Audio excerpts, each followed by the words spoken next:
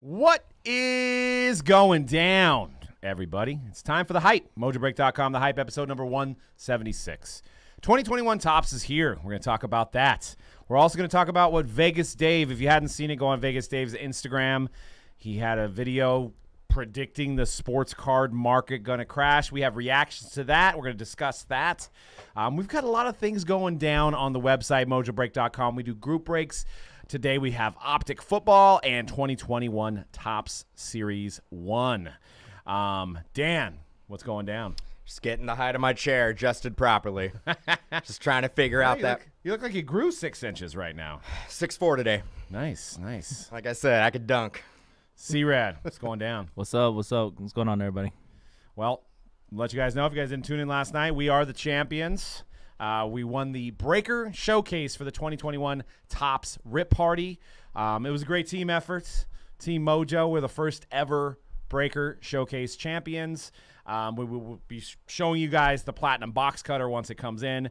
We're also going to have some giveaways for that once that comes in as well, so you can help us celebrate. We have some special packs that we have coming in. We got some stuff that we're going to give out. We're not giving away the box cutter, though, right? No. Okay, just I'm gonna sleep with that. We're gonna do it like the Stanley Cup, right? Yeah. I'll have a night with it.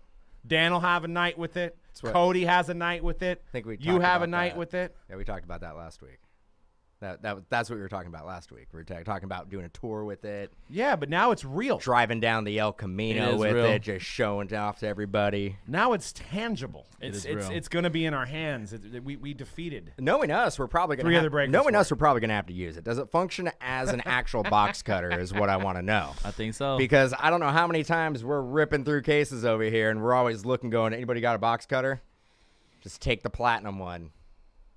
And use that. Use it, savage. Yeah, you got to do it, man. I remember back in the day, shout out to Cards Infinity, he had a guy that had a sword to open up boxes. It was back in 2000. Like a machete? It was like a I don't even know. It like a hunting knife? It looked like a huge sword, and people requested it because it was good luck. So, I don't know. I don't think we're going to take that platinum box cutter off the plaque, but I can't wait to see it. Obviously, it doesn't need to be real platinum. It's just the symbol of the victory that we had, and obviously a lot of luck, but shout out to the guys that competed against us, Leighton, Bomber, and Real Breaks, and shout out to Topps for hosting a great event.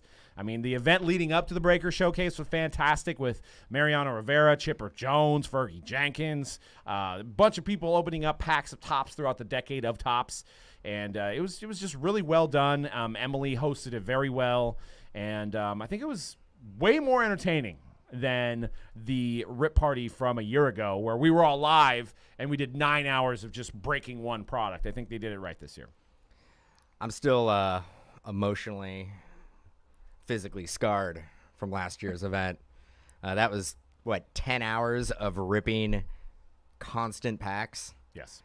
Performing, talking. I mean, fingers were hurting, throat was hurting. This was so much more chill. I mean, I got to say, you were in the forefront. You were taking the lead. You and Cody. C-Rad was doing a lot of the communication. I don't know what me and TJ were doing, but we were running around trying to look busy. Well, it's funny, my wife watched it and she said, "Man, you were really intense." And I was like, "Well, I was trying to win." Yeah. You know what I mean? She's like, "You would answer it real quick and real fast." And I was like, "Yeah, because I had to get back to the packs." She was, and that's what it was. In the moment, you had to turn up the intensity level. And I know it was all for fun, but at the end of the day, you want to try to win. You play the game to win the game, right? So absolutely, you play to win the game. You play to win the game. But yeah, it was a great way to show off Topps' products. That was the main point of it for everybody else, was to show off their product and pull these cards, these new inserts, these through the years, all this stuff that they have in 2021 Series Topps, which is what we're going to talk about right now. We're going to talk about 2021 Topps, 70 years of baseball cards, which is insane to think about. 1951 is when they kicked it off. Now we're in 2021, 70 years later, and they have a lot of nice inserts that represent all those different years of Topps.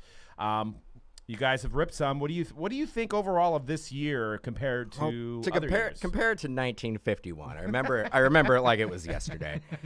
And when I was 22 in 1951. How old am I? Can I do math? You're 150 apparently.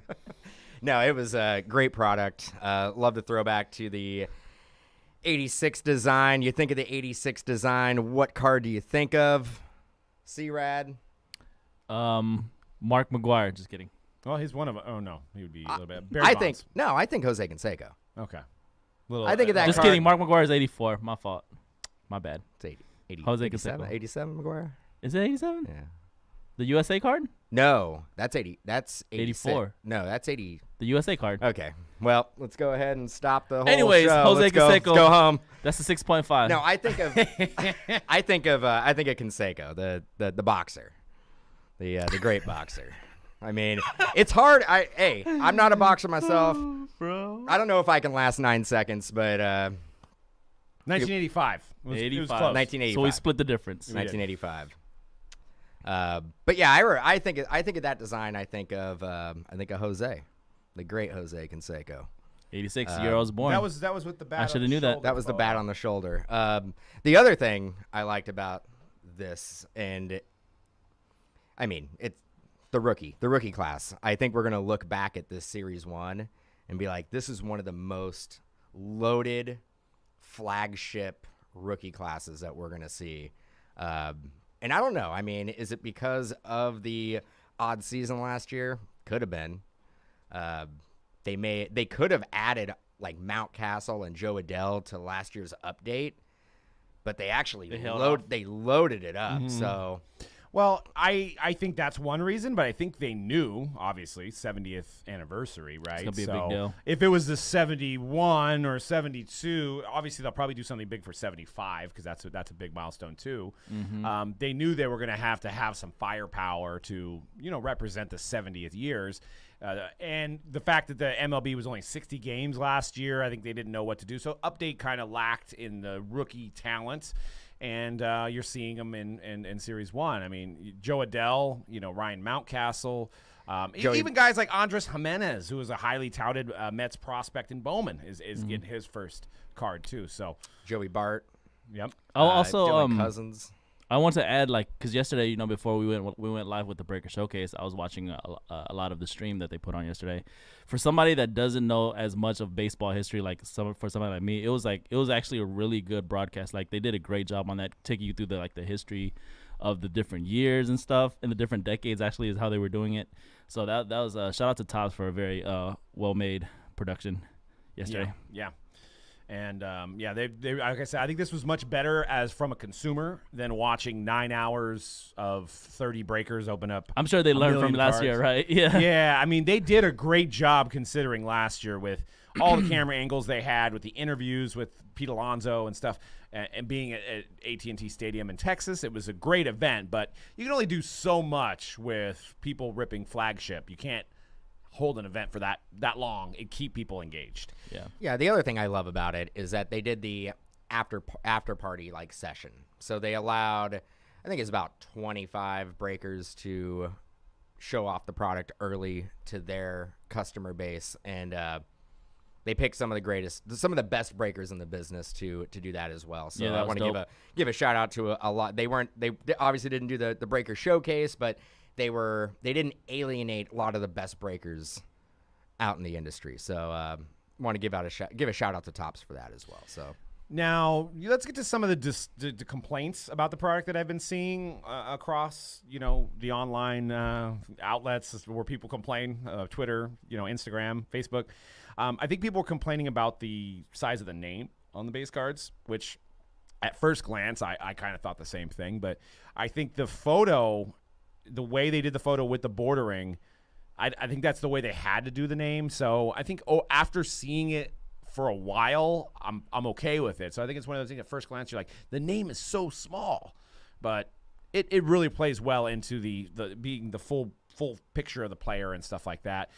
The other complaint I think would be the through the years, where they took, which they probably shouldn't do this again, is they took like a definitive card and they said through the years Shohei Ohtani, and it was a picture of Ohtani's auto definitive card. So it looks like at first glance when you pull it, it's an auto.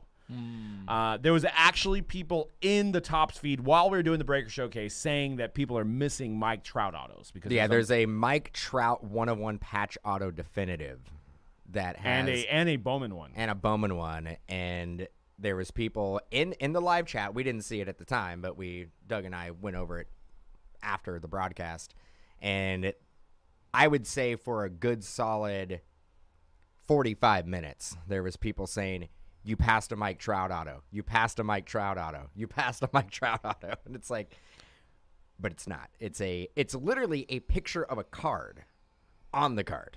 Yeah, and I get what they were doing. They're trying to show people that, like, maybe people that only collect base tops, that, like, hey, there's museum collection, there's definitive, there's tier 1. They're trying to showcase their other designs and the other products. Why wouldn't they want to do that? But I I think it's a great idea, but I think they should have.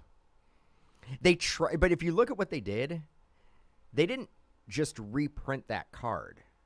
It's a picture of a card. it's a sell sheet photo. It's actually a mock-up. It's a mock-up.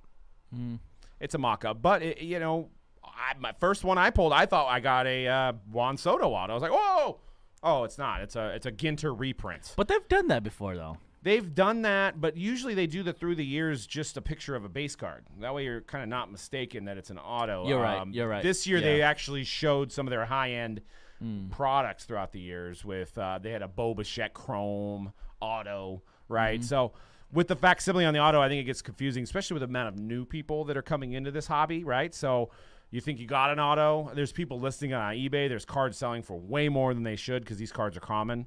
And then people are thinking they're buying autos. And there's also people that are trying to sell them off as autos. So buyer beware on those. There's no definitive patch autos or triple threads patch autos in Series 1 2021. It's not there. So, yeah. But other than that, I mean, any other takeaways you guys have from 2021 Series 1? The only other complaint that I saw, and it's completely out of Topps' hands, is the fact that people were complaining that they were not going to see retail SKUs in their Target and Walmart. If you were noticing, Topps did something today that was great. I mean, they were selling it direct to consumer. Not great for us, but great for the collector for $80. $79.99 for a hobby box. Now, you can make an argument that the bots got to it. Yeah, there was a lot of complaining about. There's a lot of complaining about not being able. But that's the thing. Like, what do they do? Do they have like a lottery system? Do they? I mean, they've done it before with some of their products where you sign up for the lottery system and then they send you an email if you get in or not.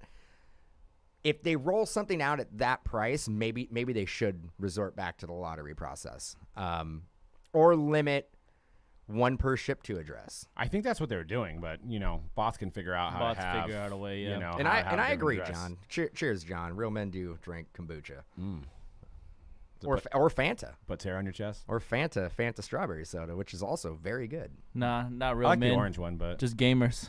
Just gamers. Mountain Dew and Fanta. No, dude. If gamers drink Mountain Dew. The red. Code red. This is Code red. red right here. Code red. It's true, man. It totally is. Totally is. You gotta get your caffeine when you're on air, right? You gotta get up. You gotta get up. And then C-Rad's got a Series 1 case after, so I think he's got 15 of these. Yep. He's got 15 to get through today. Loaded. For ready to go. Optic and Series 1 to right. get through. But yeah, so Series 1, I mean, I was pleasantly surprised at the amount of rookies that they got into the mix. We pulled a Nolan Ryan auto today, which was unexpected. Out of the Chrome packs are actually loaded. I think I've pulled in 6 cases. I think we've pulled like at least 4 autos. And John's saying in the chat as well. Good point, because I know in previous years you were getting, at least last year, you would in a jumbo pack you would get a gold parallel numbered 2020. Yeah, numbered to the year. This year, you're right. I think we were getting like one every other pack. Mm-hmm. So I don't think the checklist is any smaller of the subject, so they probably did make some more. But again, Topps, their model is print to order, and if the orders come in, through the roof, they're probably going to make a little bit more than they did the previous year. Right, and I mean, if you have a local card store next to you and they don't carry this, that shocks me. Tell your local card store That if they don't, tell them to call me up, and I'll give them a great price so that they can have it in their store. It should be available. That is a product that you need to have in your store if you're selling cards. If you're a card store, you need to have that product in your store. Secondly, the people that are complaining about the Walmart and Target, it's funny because I look at it this way, and we were talking about this off air, is if you walked into Target and you saw 100 boxes of Series 1, you wouldn't buy it. But since you walk in there and they don't have it, you want it and you're pissed. The last 10 years, Series 1, always been available. It's always there. It's there every day. Go weeks. It'll be there. Still there. You can buy it whenever you want. Now, yes, the market's hot. People want cards. People want cards at $20. They want to buy a box for $20 to either flip it or hopefully they open it. Get a good rookie. Everybody wants it. Everybody's going there to buy it. Everybody's trying to get there early to buy it. But that increases the singles prices. That increases the overall hobby. So it's going to be hard to get. But like I said, if it was there, most of these people would not have this FOMO and they wouldn't buy it. They'd be on to something else. They would not be buying these boxes. So well, I mean, go back 4 years ago. You can go into any Target or Walmart and see Series 1, Series 2, or update blasters, no problem. Right. And getting back to the card shop not having Topps flagship, it's like a Honda dealership not stocking Civics. Yeah. Not stocking Hondas. Well, I mean, if you're a Honda dealership, you got to have Honda. But it's like your number one seller. You're like, nah, I don't stock that. Civics, nah. I just do Elements. That's it. RAV, no, that's Toyota. No, the Element's the one with like the SUV with the plastic seats. Is that? Yeah, It's Honda the Element, that's right. box-shaped one. The box shape. It's like the old Scion AB or XB. I don't think they make Element anymore, bro. Whatever, man. There might be one dealership. That's all they're holding on to, man. They're just holding on. They're the Element discount dealership. The main dealer of Elements. But yeah, it's similar to the XB. I know you were going with that. You know, Scion's not a thing anymore. No, yeah, a couple years ago. A couple years ago. Vintage, man. You should hold on to those. Yeah, I got one. It's like limited. It's allocated. It's on the. Maybe we should put it on eBay. What do you think? I do see a lot of your Scions around. Yeah, I see a lot of them. Remember? Well, we had. This is. I don't even know why we're talking about this. You had like a. What do you have? 04 Scion. 06. 06 Scion. Yeah. TC. TC. I had the same one. Yours was gray. Mine was blue. Bro, you guys are Scion boys? Back in 06. So yeah, 06. The 06 Scions were notorious for the trunk, the little panel that had where you'd hit the button to open up the trunk. The little panel fell off all of them. So if you go to that era and you see any Scion on the road, I can guarantee that back panel is like taped or just falling off. See, mine was fine. Yours is fine? Yeah, you know why? Yours is the only one. Did you never touch your trunk? didn't. You didn't even know. You're like, it doesn't even open. No, I think I was lazy and I would just throw in the back seat. Whatever I had, just throw in the back It was seat. a hatchback, so you can do that. Yeah. Your back seat connects to the trunk. Yeah, so I never opened it, and that's why it stayed in there. But, I think I had speakers in there, too, so I didn't want to open it. You know, paranoia. But, yeah. Every single one. Even the XBs. They had the same panel on the back. Like, I don't know what it was. They like... Shoddy I think they just put them on with bubble gum. The duct tape, yeah. I don't even think duct tape. That's what they use after to fix it was the duct tape. But initially, it was just shoot up a little bit of bubble gum, put it on there, and put it to the showroom. Let's just hold it on there. Well, another product came out today. I know 2021 Series 1's been what we've been talking about, and you know, it's a very pivotal point for the hobby. But we have Optic, which is a huge football release. If you follow the Patrick Mahomes from 2017, the Josh Allens from 18, and the Kylers from 19, those are one of the most sought-after rookie cards for football collectors. So today we have 2020 Optic, and we did one case today, and it's very, very colorful. You get one auto per box on the hobby. They have the downtown inserts, which you see right here. We actually pulled a Pat Tillman, which was absolutely phenomenal. I mean, Pat Tillman, local So you got kid. one downtown in that case. One downtown in that case. Okay. But 40 guys on the checklist, all the guys that matter, all the rookies, Tom Brady, Pat Tillman, like we said. I think the cards look great. I mean, where do you think – I'll go to C-Rad on this one. Where do you think Optic stands compared to Prism in terms of football? Well, if you go off any other year besides this current year that we're in, if you go off any other year, Optic's always rated a lot higher than Prism. Now the market's changed a lot in the last year, so you know it's gonna be interesting to see. But generally, Optic is rated higher in the shiny category than Prism. So, And, we had a couple people in the chat today that said that they prefer Optic over Prism and Mosaic. Because of the autos. I bet you that's what they said, It's right? the on-card autos. And I think the design, to me, and I think we've had this conversation on prior hypes, I think it's the Prism came out first. That's why. Yeah. Prism came out, and then it was 2 or 3 years later, then Optic came out. So it was like Prism already put its foot in the door, and it was the first. Optic's trying to catch up. And Optic, just because it was second. But if they would have made Optic first, I think Optic would be the card that's the number one, the Optic Hollows. They seem to make a lot less Optic than they do in terms of Prism. So the pop reports on some of these should be smaller than Prism. Make your case here on why a collector would collect Optic over Prism, more than what you just said. The main reason for me really is the on-card Raider rookie autographs. They're always beautiful, especially like if you get a color. You know what I mean? Mm-hmm. Another thing to keep in mind too, like just based off of previous years for those that are new to the hobby, downtown inserts are very sought after, right? In specifically football and basketball. They're actually very, very, very rare in regular Donruss, like the flagship Donruss football. But in all previous years of Optic Donruss, they seem to be dropping way, way more. Like I know you guys said you only got one per case, but I wouldn't be surprised if I started seeing like 2, 3 per case. Right. In Optic. So just keep that in mind when you're maybe trying to buy a downtown on eBay or wherever Maybe wait a week or two, right, just to see how many come popping out. Yeah. So I mean, because they are very sought after and collectible, and people love them. Obviously, they look beautiful, but they do seem to drop a lot more in Optic. But yeah, the thing, like for me, why don't we compare hollow? Let's do this. Okay. Optic hollows, Prism silvers. Okay. Rarity. Obviously, Prism silvers sell for more. Yeah. Why do you think that is over the Optic hollows? Okay, so just speaking from my opinion, like I've always been more of a Prism football guy. And I do like the on-card autos more. Like that's why when people bring up like, man, people always say I wish Prism autos were on-card. I was like, for me that's not why I would like Prism. I like Prism for the base and the colors, and then Optic is the one where I go to for the auto. So I think to answer your question, the silver is worth more. One, like you said, because it came out first. 2, it is more rare than a hollow. And yeah, I think that it pretty much boils down to that. They are more rare than the Optic hollows. Dan, what are your thoughts on hollows versus I silvers?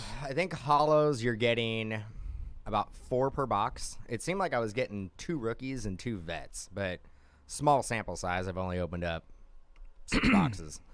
The thing I want to break down though is cost per card, based on Optic and Prism. Yep.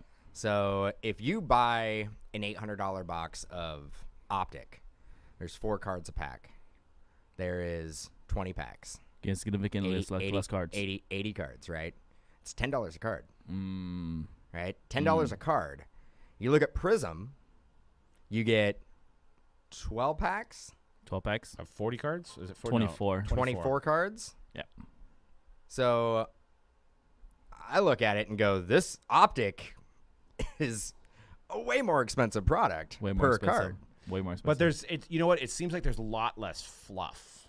I don't know if that's the right word. I think Prism has all those vets, and then you're really only getting to the inserts and the rookies at the end, right? So or an auto or whatever. It seems like there's a lot more, like 10 of the cards in a Prism pack are worthless. There's more fluff. Not in worthless, Prism. but But if you like the feeling of like getting more cards, like Dan was saying, like Prism is where you want to go. Well, I mean, a chance at getting. I mean, you go into a store and you get 1 pack, you're getting 4 cards. Yeah, it's more brutal to open up.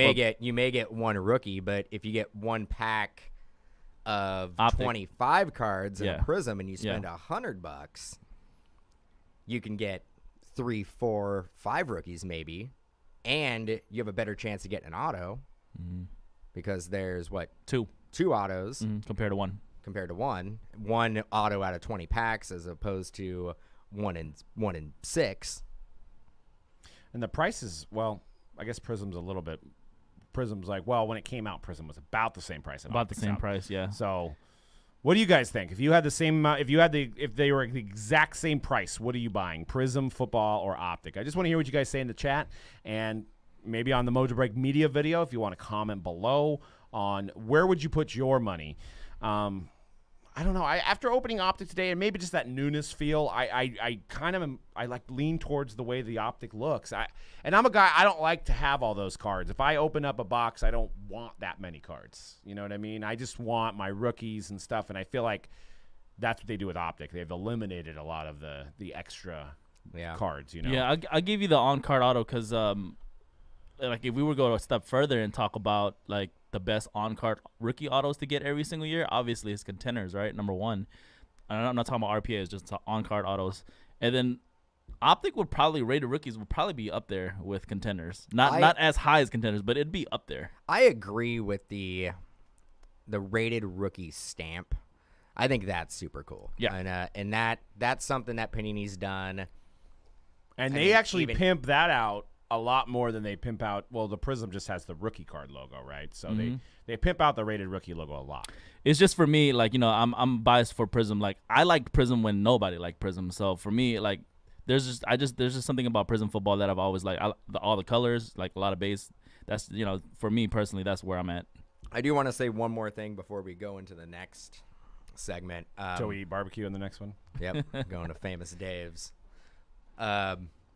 The hollows this year, and it's not, once it gets in a top loader, I don't think it's really going to affect the conditions. Not really going to affect if you get it graded or anything, but they are coming out a little bit more bowed. Kind of Notice more this year, kind of like you would see in like a Topps Chrome, but only in the hollows, not so much. Only the hollows. Yeah. So the base cards are fine. The regular base cards are fine. Flat. The autos are fine. The hollow, the chromium technology they put on those hollows, it's a little bit thicker and it's slightly bowed, and you'll see it. The first one you hit, you'll see right away. It's got that little. I mean, it's not 2010 Topps Chrome bow where it's like a horseshoe. Yeah.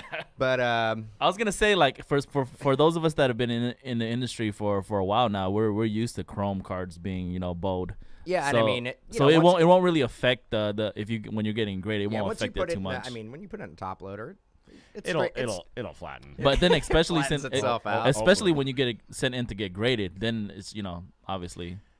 You know, but I was noticing, and this could have obviously we only had one case, small sample size. It seemed like there were more imperfections on the Optic hollows than noticeably on the Prism. I mean, because Prism has a lot more lines and divots in it that maybe you just don't see the imperfections. But I was noticing a lot of edging. A lot of edging on the hollows. A lot of edging on the hollows. But with Prism, you get the dimples. Yes. You get a lot of the obvious off-centering on some of the Prisms. I don't know, man. If I had to pick one, I think I stick with Prism. Yeah, and I think Prism's the OG. Plus, I think it has to do more about when it comes out. It's basically right when football season starts. It's a good point. Yes, it's right in the midst of the and rookies still have a lot more potential than just what we have now. You kind of see, I mean, the Super Bowl was Sunday. Yeah. You kind of see the drop off of just the mentality of like, all right, basketball, looking into baseball, like I'll start thinking about football again come like May. To add to that, it's funny because this weekend, you know, with Super Bowl weekend, and we were doing breaks, I was telling people, like, actually, if you think about it, in a regular year, right, and even somewhat this, once football season is done, actually some of the best football products start coming out. Yeah. Actually, yeah. Like you're talking about, I mean, Optic obviously is one that always comes out near the end of the season. You got Select coming up. Obviously, the huge one is National Treasure still coming out. One Football, Plates and Patches, Limited, Flawless. Like all these great football products actually come out after the season's way done. Yeah, we're like only halfway through product. Like releases. so, if you look at the products that are coming out while their season is going on, there's some good ones in there. There's obviously some good ones in there. But the best products actually come out after the season is done. Well, we are – Doug's right. I mean, we're what? Halfway through. Maybe 60%. Maybe 60%. We will still see a 2020 product come May or June. maybe even later this year Maybe even because of later. what's But happening. I think June. God. June or probably sometime in June we'll see the first 2021 draft product. And not to jump ahead, and I do want to go over what people said in the chat because there's some good content in the chat about Prism versus Optic. Did I see yesterday that there might be 4 straight quarterbacks? 1, 2, 3, 4. I'm pretty Possibly. sure they said it was Lawrence, Fields, and then I can't remember the other 2 guys. Where are these quarterbacks going to play? Well, you got the Jets, you got the Jags, you got the Sam Darnold and Gardner Minshew. Who else you got? I like Minshew. The Texans are going to get rid of their quarterback. Sean Watson. I still have hope for Donald, bro. I interviewed him. You know, he likes Taylor Swift. He liked Pokemon. He collected Pokemon. He likes Taylor Swift. So I have hope for him, bro. Eyes met, sparks flew, emotions ran high. I mean, you guys best buds. What's he eating for lunch I today? did wish I'd interviewed Josh Allen too, though. Yeah. Well, my I guy. think they passed him out, right? They didn't. He was in they front of didn't- us. Josh Allen was in front of us. Yeah. You didn't interviewing. do Rosen, right? Rosen didn't. Rosen was you guys the next year. No, Oh, Rosen no, was that no, year. Rosen was that year. UBB He was did 2018. Rosen. Okay. Yeah, UBB did Rosen that year, and I think it was. He Oh was, yeah, they kept warning us. yeah, about because him. he was saying like, why are he's like, why can't I keep this? You're doing this for free or something like that. He was like, Yeah. you know what I mean? And he's like, no, my customers have bought these cards or something like that. Interesting. He's like, they just give this to you. Rosen was 2018. I forgot. I know. It's on the Niners now. We'll see. But we didn't do it 17 though. No. But we went to the GTS event. Yes. 17 was basketball. We did the basketball event in 17, and then That's right. 2018 we did football, and then you In guys 2019, did 2019 we did Yeah. football. Didn't do it last year. No basketball last year. either. No, nobody did it. All right, so go some of the people in the chat. Max says Optic looks way better. SB says Prism football as is his pick. Max also says rated rookie stamp all the way. Jem says who cares how it looks like Prism. Yeah, I get that point. Prism is more easy on the flipping. That Prism wasn't will- always Prism the will be case, king. bro. Yeah. That wasn't always the case where you could say Prism. That's the one, because I broke Prism for years when nobody didn't give a damn about Prism football. Yeah, Prism Like, football literally picked up 2 years ago. Hey pretty man, much. no one. I remember breaking Prism basketball when no one cared. Yeah, So exactly. Bro, I broke cases and cases of 2017 Prism at a loss. Nobody cared about it, but Yeah. I loved opening it because I love Prism football. Yep. And then tough question is if we are taking value Prism, but I like Optic, Chris says. So, yeah, kind of split. I think more people are leaning more towards Prism. One thing interesting to note, I don't know if you've seen it, but Select football retail now. It's a retail only. They're making retail SKUs now. Woo! So a lot of people are upset. That's the MVP product usually every year. Yeah, so you're gonna. I don't know how they're gonna break it down. I don't know if they're gonna keep the premieres and the field levels and all that stuff in the retail version. We'll have to follow that story as it comes out. But it's definitely gonna water it down. It was bound to happen. It's not surprising. It's definitely not surprising. Panini needs to make that money. And they may be getting pressure from the NFL to make more product and make more money for them. But yeah, Select is going to be in your local Walmart and your Target for about 30 seconds. So you need to get your flip flops and your You need to socks. line up at the front of the Flip door. flops and socks is the official wear of the flipper. And you sit in there and you wait and you maybe grease the wheels a little bit with the guy that's going to bring it in. So I don't know. I don't know how it's going to go down. And you might break the shelf. Yeah, you just take it all. Fight. Gonna be fight. you should have ran with it with C-Rad there. You should have been like, yeah, dude, it's only retail this year. Oh, Sorry. I know his face was. Yeah, pretty serious. I think you about ready to break his heart right there. Yeah, dude. was, I mean, yeah. we've been getting less and less of Select every year. So obviously that sucks that we're not able to break as much. But if it was retail only, yeah, I was about to rage. Safe to say I though, was like gonna rage. in football, I would still rank it Prism, Optic, Select. I would rank it the same way. However, Select is everybody's favorite product because it just delivers. It has everything. It Yeah. has a little bit of everything. And I think one thing to note with Select that a lot of new collectors don't keep in mind is the 3 levels of parallel add extra value. Because you could have a silver premier level, which is worth less than the silver field level. right? So there's, instead of having a pop report, and it equals out to the same pop report, but instead of having like 8,000 Lucas Silvers, you have like 2,000 of each one, right? Yeah.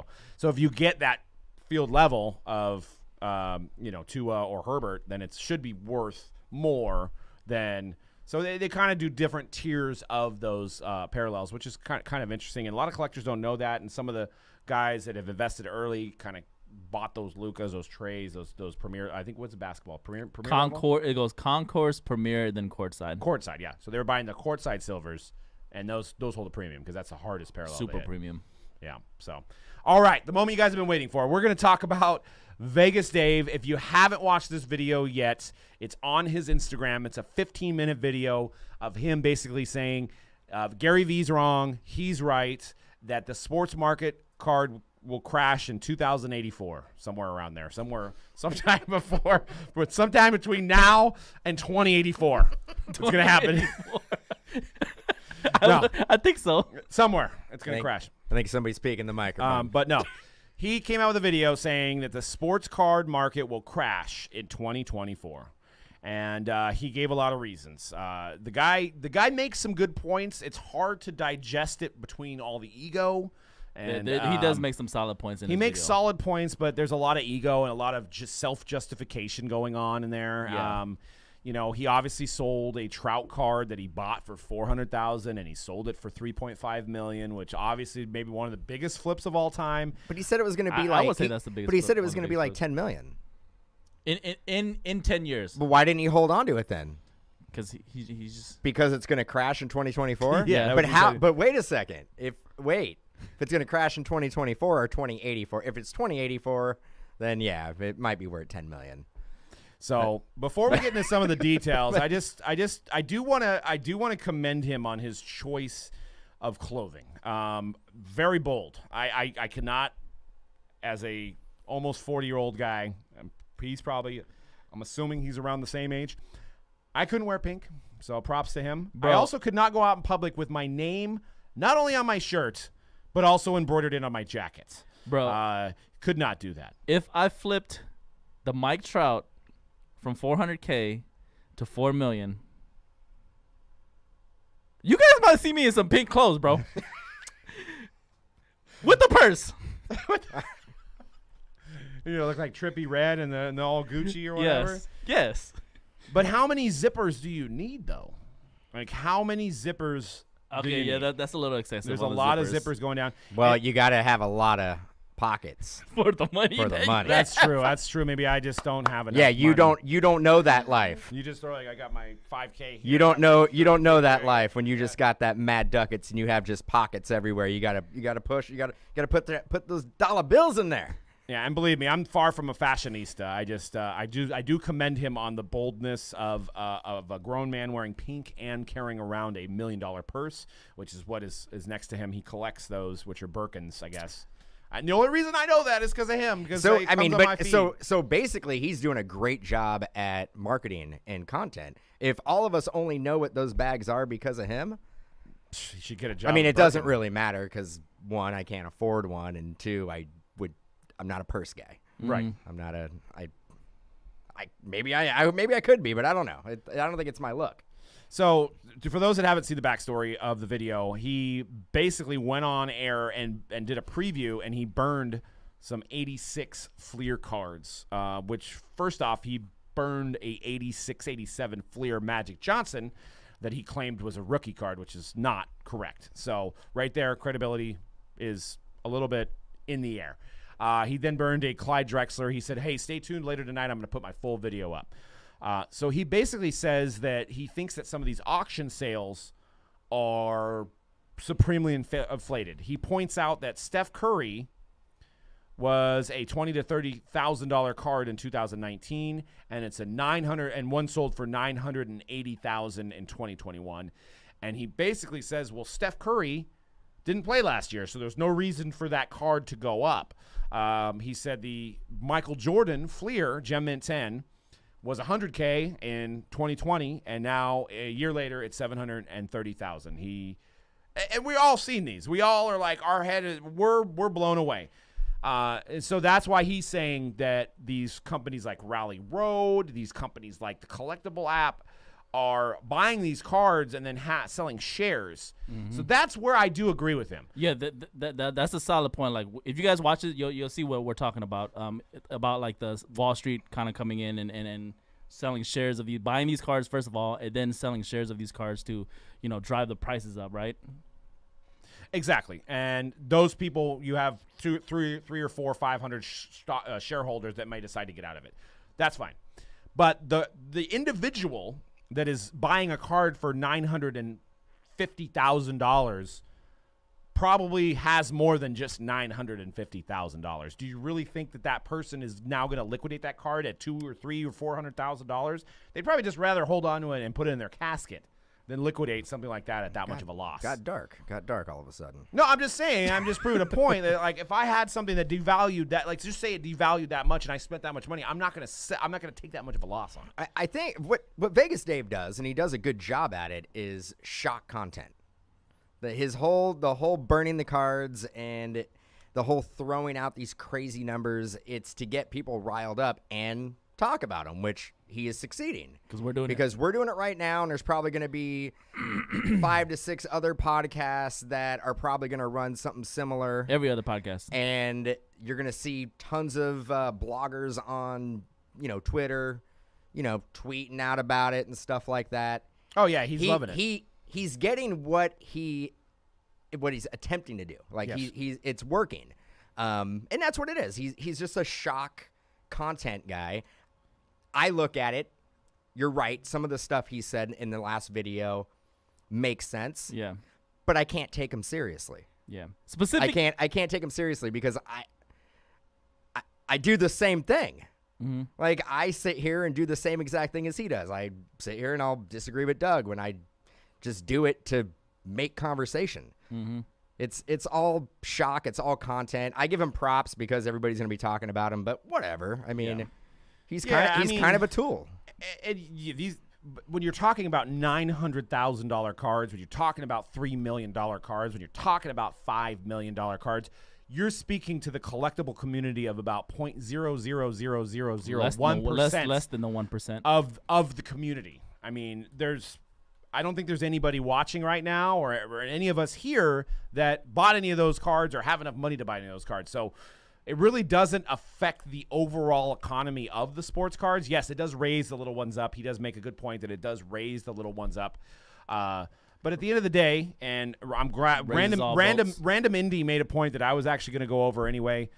The economy has been bolstered by the stimuluses, the more money going into the economy. The stock market's gone up. So just like the stock market, just like crypto, cards have gone up too. It's almost like the dollar might be devalued to the point where the sports market's already corrected itself to where it's going to be. And that's just a theory, obviously. I don't know. I didn't go to school. I'm not an economist, but I'm not a financial advisor. I'm not a financial advisor, so don't take any of my words as bond here. But I'm just saying, you see some of these things in the money markets, and a lot of them parallel sports cards. So I don't think there could be a few smoke and mirrors situations going on. There could be a few cards that don't get paid for, that the auctions go up. But there is real money being spent. There's real investments being made. I hate to use the word investment, but I mean, it's what people are buying these cards for. And at the end of the day, these people did not buy this to rig the market or anything like that. It's not going to continue to go up like this. Yeah. But it's not going to go like this either. It's not going to crash and burn like he said. It's not going to burn like he burned the 86 Jordan sticker, which that was silly. I would like to know if that was real. I mean, a real man would crack a PSA and burn it. But but that card specifically, like we looked at generally a PSA 8, and the card that he burned was a raw card. If it was even the card, it could have been just a paper printout of it. Who knows? It's a $6,000 card if it's a PSA 8. He claimed it was a $20,000 card. Then he claimed it was a $200,000 card. If it was PSA 10, right? No, if it was a PSA 10, it wouldn't be a $200,000 card. Oh. And We were just looking at the 8s. The 8s are like 11,000, which is crazy. No, I think the 8s are 6,000. No, well, they were anywhere from 6 to 11, but you never. It's not. It's not the Jordan. I mean, it's. Don't get me wrong. I'd love to have one. But it's not the Jordan. It's not the Jordan you want. Yeah. It's out of the same set, but you're not looking for the Jordan sticker. You're looking for the true Jordan. iconic. I think he was, rookie. obviously with that, he was looking to make a point that like, this is what I think is gonna happen. He chose a card that obviously wouldn't like get people. So if he did the Jordan rookie, bro, that would have like maybe like people are angry because he burned a card in general. Like I thought it was stupid that he burned the card. He burned like. But he burned something that was. But he burned like $1,000 as well, like actual like $100 bills. He burned those, which I don't think you can actually do. Yeah, like I don't think you could burn. I don't money. think that's why his video got pulled down. I don't think you can burn money. I don't. Yeah. Again, I'm not. But you're not a financial advisor. Financial advisor. I'm not a lawyer. So I don't know. But like you said, it was for shock You're value. not? But I'm even not. then, it's dumb. It's kind of like the same situation when like that other company cut up that card for like shock value because they're like, we got this money. That's what he's saying basically. Like I got this money. I don't care if I burn this Jordan. Like this market's gonna crash. Like just like this Jordan is burning right now in front of your face is what he's trying to tell us. Yeah, it's completely another shock value. It's. I was actually shocked that he said he was only $1 million. He's like, I want it to go up. I'm $1 million in. I was like, that's it. I know $1 million is a lot of money, but I thought a guy with a $1 million Birkin purse would have like 20 million in sports card business. And I don't know Gary V. And Gary V. seems like a nice guy. He opinionated guy. Seems like a nice guy that has a lot of valid points. I don't know why Vegas Dave. I know why. Again, he's trying. It's that shock content. He's going for the biggest name. But he's going after Gary V. Gary V. don't want to mess with Vegas Dave. I was gonna say, do you think there's any chance that him and Gary V are doing this for content together? No, I don't think. I don't. Sorry, Yeah, Vegas Dave. Gary V. You ain't on Gary V's level, bro. He's not on Gary V's level. You ain't on Gary V's level. Doesn't do these like marketing stuff. Yeah, he ain't gonna stoop low enough. What's he gonna do? Be like, I'll see your Jordan sticker, and I'm gonna raise you a PSA 10 Magic Johnson, Larry Bird, Julius Erving card, light it on fire. Then we're just gonna start fires man. around the hobby. That's not what the hobby's about. But what I also didn't like about what he was doing was he was comparing it to the subprime mortgage market, which mortgage crisis. I'm a simpleton. I don't understand how those two parallel. One of them is you buy a house, you put $10,000 down, you owe $900,000, whatever. You're getting a mortgage that you can't pay. On a card, you're buying it and you already own it. So how could that be comparable? The reason why the housing market went down because they were giving people with bad credit or people with no money housing and promise that it'll go up. The only thing is that if somebody is maxing out their credit card with no intent, and they have a credit card with $1 million limit, and they're just maxing it out with no intention to pay for it. Dang, I want $1 million limit. I don't even know. Do you really think that? And unless he's thinking the guy that buys the card for $900,000 is thinking they're going to flip it next year for $1.2 million or $1.3 million. My opinion is I think the person that's buying the $900,000 card wants it. Yeah. You know what I mean? They want that card. I think they want to put their money into an asset that they think that has a good chance of appreciating. Right. Or at least a good chance of staying flat with inflation. Yeah. One thing we should probably point out too is like, there is a segment of the community and the hobby that, maybe not to the extent that Vegas Dave is talking about, but there's a lot of people that do believe we're in a bubble that's going to crash and that's going to, like prices are going to come crashing down and then they want it to be at the level it was before the boom. Okay. We have been talking about a bubble every week for 3 years. I know. Seriously. Every week for 3 years, we're like, is it the bubble yet? Is it the bubble yet? Like, we just literally do this when it pops, we'll know. Yeah. But there's people out there that will see the Vegas Dave's video and they'll be like, yes, that's exactly how I've been feeling for the last 5 years. The thing is that like his such a vague thing that he said the bubble's gonna pop in 2024. Which is 3 years from now. So if it pops anytime before Not a math that, genius, but if it pops anytime before that, he can come back and be like, I was right. I told you. Mm-hmm. But if it pops after, then what? If it's like a year or two after, he's like, look how close I was. Well, I mean, the thing is that it doesn't. But it doesn't take a genius to say we've been on a steep incline in this industry for 3 solid years. Yeah. Everybody just record prices on individual cards, record prices on sealed wax, record prices at auction houses. Okay. It has to come down at some point. I want to put this. This is in layman's. What signifies a bubble bursting? We talk about it all the time, but what does a bubble bursting mean?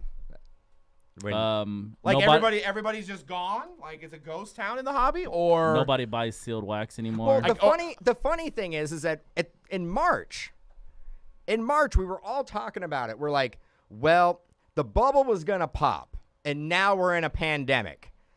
So next week the bubble it'll pop, it'll be over, and we're gonna go back. What happened? What happened? It just did the opposite. Yeah. Because I remember having a conversation with all you guys going, well, we had a hell of a run, guys. That was a hell of a run. Yeah. But we're going to go back to 2014 right now. Mm-hmm. It didn't happen. Yeah. So I think, and the thing is that it's not going to be an overnight thing. It's not going to be an overnight thing. It's going to be a gradual decrease. Steady but decrease. I mean, like, where do we need to be? That's what I'm saying. And I know there may be not an answer to this, but like, where do we need to be, like, to say, like, all right, it's over. Bubble has popped. Today on blah, blah, blah day on Tuesday, it's official that the bubble is bursted. March 7th, 2021.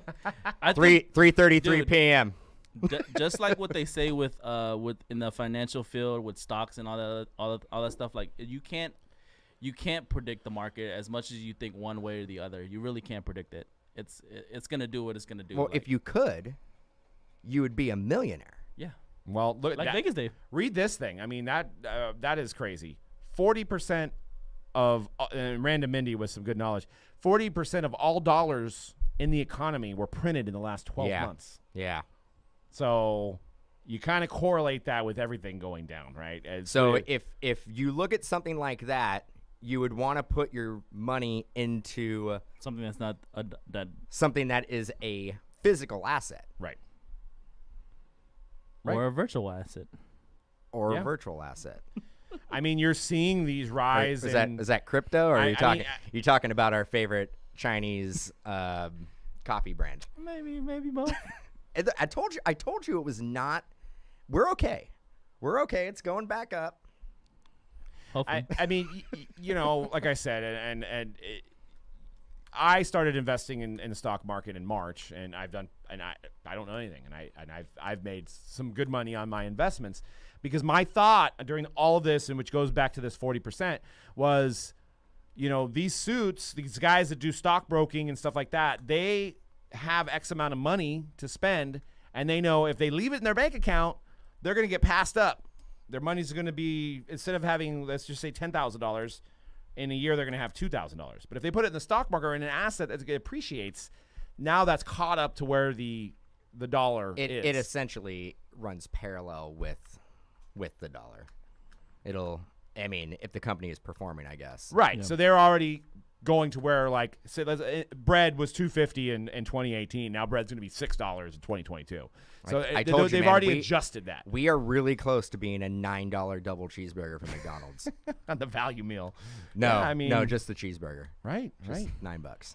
And I don't know what the ramifications of all this money going into crypto does to the actual dollar as well. So, you know what I mean?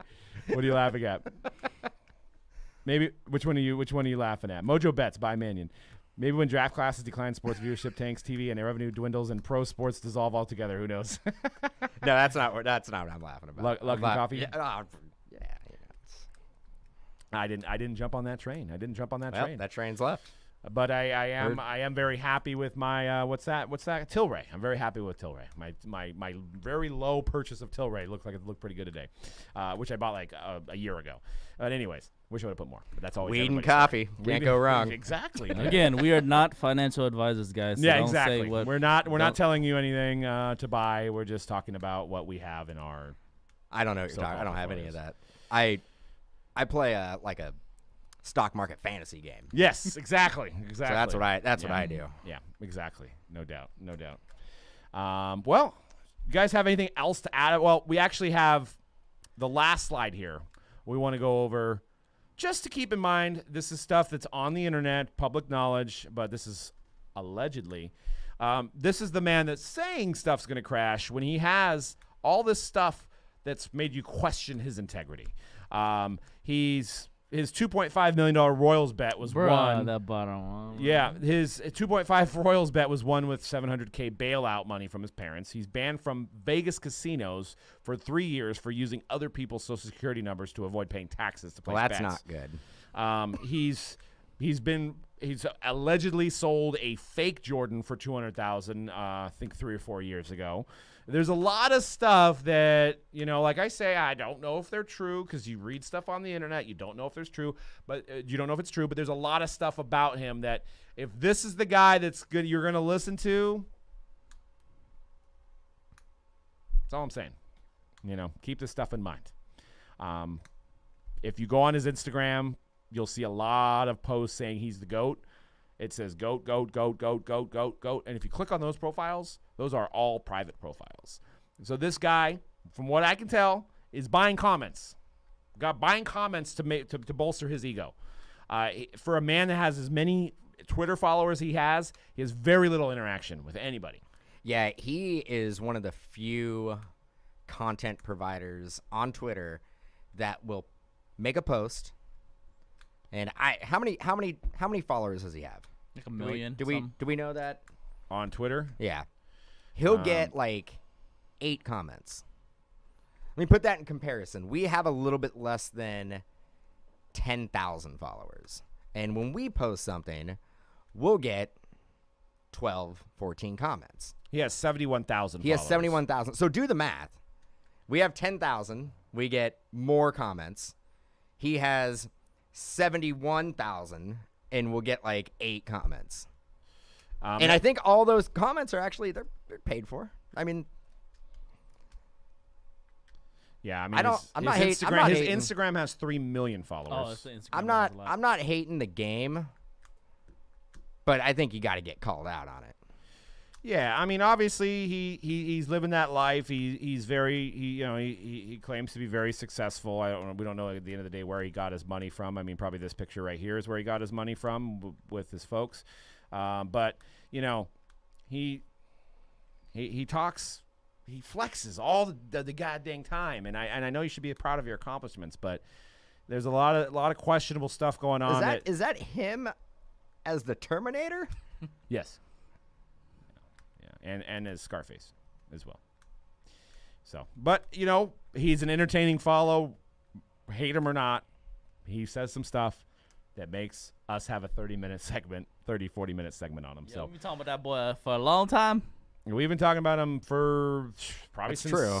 like the first 20 episodes. We're talking about the Trout. I will eat crow in saying when he bought that Trout, we laughed that he paid $300,000 for this Trout. $300,000 for this Trout, and there was no way that he was going to make money on that, and he did. So we ate crow on that one. He correctly did that. Yeah, that's what I'm saying. Like, if you watch the video again, if you guys watch the video for yourselves and form your own opinion, he makes some valid points.